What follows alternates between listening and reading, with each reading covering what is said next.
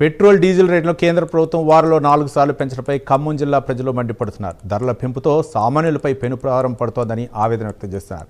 5 రాష్ట్రాల ఎన్నికలయ్యే వరకు ఆగి ఇప్పుడు రేట్లు పెంచడం ఏంటని ప్రశ్నిస్తారు. మరింత సమాచారాన్ని ఖమ్మం జిల్లా నుంచి మా ప్రతినిధి రజనీకాంత్ అందిస్తారు.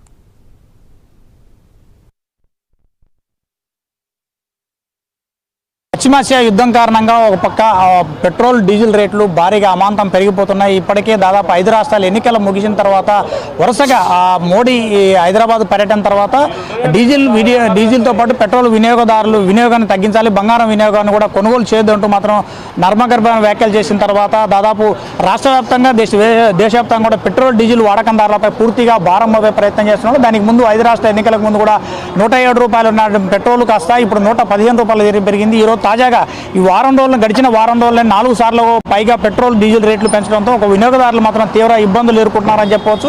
పూర్తిగా ఈ లీటర్ 2 లీటర్లు 3 లీటర్లు కొట్టించుకునే వినియోగదారులకు పూర్తిగా వాహనాలు నడిపే వినియోగదారులపై మాత్రం పూర్తిగా భారం పడుతుంది. ఈ భారం మొత్తానికి కేంద్ర ప్రభుత్వం భరించాల్సింది కాస్త ఒక పక్క ఎన్నికలు ముగియగానే మాత్రానికి పేద ప్రజలపై మాత్రం భారం మోపుతుంది. ప్రస్తుతం మనకు కొంతమంది వినియోగదారులు అందుబాటులో ఉన్నారు. వారిని అడిగి తెలుసుకుని చెప్పండి బ్రదర్, కేంద్ర ప్రభుత్వం మోడీ ఒక పక్క అన్ని ధరలు అన్నింటినీ కొనుగోలు తగ్గించుకోవాలని చెప్పారు. పెట్రోల్ డీజిల్ మాత్రం వారం రోజుల్లోనే 4 సార్లు పెంచాడు, 7 రూపాయలు పైగా పెంచాడు.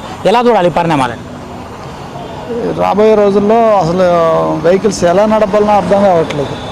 రోజుకి ఇది లీటర్ డీజిల్కి 6 రూపాయలు పెరిగింది. ఇప్పుడు ఇంకా రానున్న రోజులు ఇంకా 15-20 రూపాయలు పెరగచ్చు అని చెప్పంటున్నారు. దానికి చాలా ప్రాబ్లం అయ్యేటట్టుంది. చాలా భారం పడుతుంది. దానివల్ల తగ్గించాలని చెప్పి కోరుకుంటున్నాం. సరే, మీరు చెప్పిన బ్రదరు, ఈ వారం రోజుల్లోనే దాదాపు లీటర్కి 7 రూపాయల పైచులకు వడ్డన పెంచాడు పెట్రోల్ మీద, దాదాపు డీజిల్ మీద కూడా పూర్తిగా పెంచాడు. ఎలా చూడాలి? సామాన్యుల మీద చాలా భారం పడుతుంది. మొన్నటిదాకా ఎలక్షన్స్ ఉన్నాయని చెప్పి ఏమీ పెంచలేదు. ఒక్కసారి ఎలక్షన్స్ అయిపోయేసరికి సామాన్యుల మీద ఈ 10 రోజుల్లోనే 7 రూపాయలు పెంచడానికి చాలా భారీ అవుతుంది. జీతాలు పెరగట్లేదు, అట్లని రేట్లు తగ్గుతున్నాయి. అన్ని రేట్లు పెరుగుతూనే ఉన్నాయి.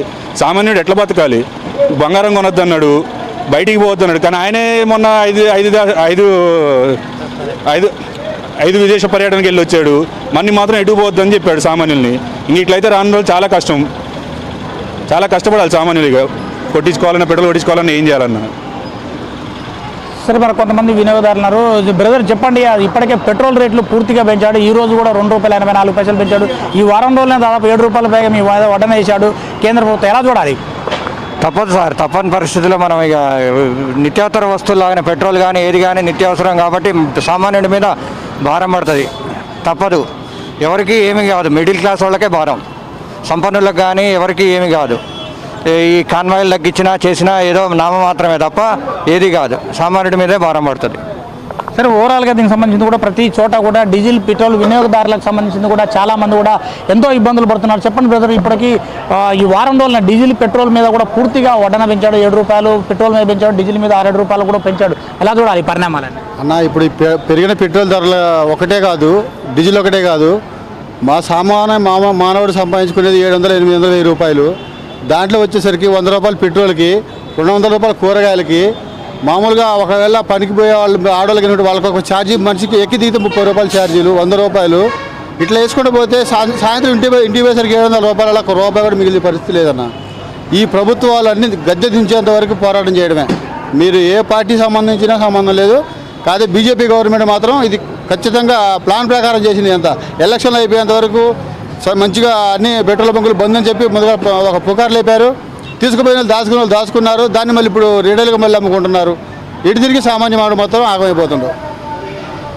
సరే, ఓవరాల్గా దీనికి సంబంధించింది కూడా పశ్చిమాసియా యుద్ధం కారణంగా ఒక సాకుగా చూపెట్టాడు. దాంతోపాటు అంతర్జాతీయంగా క్రూడ్ ఆయిల్ రేట్లు పెరుగుతున్నాయని చెప్పేసి 5 రాష్ట్రాల ఎన్నికలు పూర్తి కాగానే ఒక పక్క దాదాపు అమాంతంగా ఇప్పటికే 4 సార్లు వడ్డన పెంచాడు. దాదాపు పెట్రోల్ డీజిల్ పై కాకుండా దానికి ముందు కమర్షియల్ గ్యాస్ పై కూడా పూర్తిగా పెంచాడు. మరోపక్క బంగారం దిగుమతులు మాత్రం దిగుమతులు మాత్రం పూర్తి తగ్గించాలంటాడు. దానిపై కూడా సుంకం పెంచాడు. దాదాపు సామాన్య ప్రజలు కూడా బతికే పరిస్థితి లేదంటూ అంతడానికి వినియోగదారులు కూడా వాపోతున్న పరిస్థితి కనపడుతుంది. మరోపక్క తాను మాత్రం చెప్పడానికి నీతులు చెప్తున్నాడు. చేస్తున్నాడు మోడీ మాత్రానికి. ఈ ఐదు దేశాల పర్యటనలు కూడా ఇటీవల కాలం ఆయన చేసిన వ్యాఖ్యలు, హైదరాబాద్ వ్యాఖ్యలు చేసిన తర్వాత 5 దేశాలకు పర్యటనలు కూడా ఎందుకు ఆయన పర్యటనలకు మాత్రం ఎందుకు వెళ్లాల్సి వస్తుంది? వీటిని ధరలను మాత్రం నియంత్రణ చేయడంలో మాత్రం పూర్తిగా కేంద్ర ప్రభుత్వం, బీజేపీ ప్రభుత్వం పూర్తిగా విఫలమైందంటూ మాత్రం వినియోగదారులు కూడా ఈ వినియోగదారులు మాత్రం ఈ తీవ్ర అసహనం కూడా వ్యక్తం చేస్తున్న పరిస్థితి. ఇది ఖమ్మం జిల్లా తాజా పరిస్థితి. Rajinikanth, prime minister, Khammam.